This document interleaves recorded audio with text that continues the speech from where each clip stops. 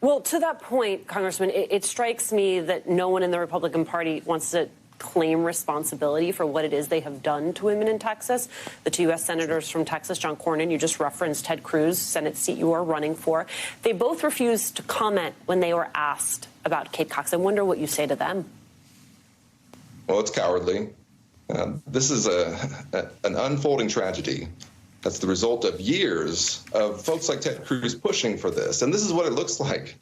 This is what it looks like when extremists get their way, when abortion is banned in basically every case in the state of Texas. It's a mother of two who has a complicated pregnancy and who asks her state if she can get the medical care she needs close to home, and is told no and has to flee our state and is threatened by the Attorney General. This is what Ted Cruz wants to do at the national level. He wants to have a national ban on abortion. And we have to have a national response. We have to codify Roe v. Wade, go back to the standard that we've had for the last 50 years. In the last Congress in the House, we passed it in the House. We couldn't get it to the Senate. When I'm in the United States Senate, we will codify Roe v. Wade, and we will supersede laws like this in Texas that are turning Texas women into prisoners in their own state. Well, because here's the thing, Congressman, you and I are talking here about Texas, but it all is part of a broader movement by conservatives. I want to read to you how Adam Sewer put it in The Atlantic. Quote, "To those who sympathize with Kate Cox's plight, being persecuted by state authorities for not wanting to carry a doomed pregnancy to term in order to preserve her ability to grow her family, Texas must seem like a dystopian horror.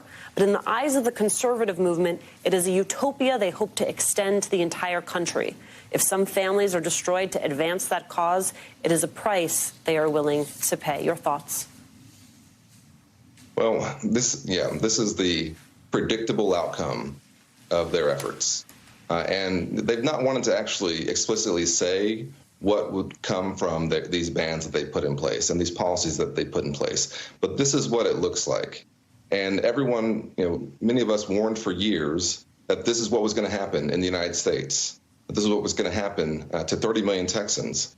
They would be in a situation where if you're a victim of rape or incest, you have no options. If you have a complicated pregnancy, the hospital has to spend probably hours that your life may be in danger consulting with lawyers to determine what their liability will be if they give you the medical care you need.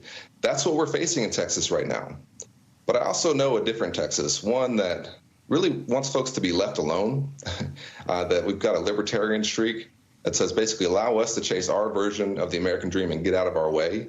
And that's the Texas that I think is going to show up on November 5th next year, because we are going to have to, at the federal level, deal with this law that we have here in Texas. Our Supreme Court's not going to do it. Our state legislature's not going to do it. We have to codify Roe v. Wade, and we have to send a message that this is not who we are as Texans or as Americans, because it's not just this law, as you said. There's an overall effort here to enforce a really radical worldview on so many Americans, and we're not going to accept it.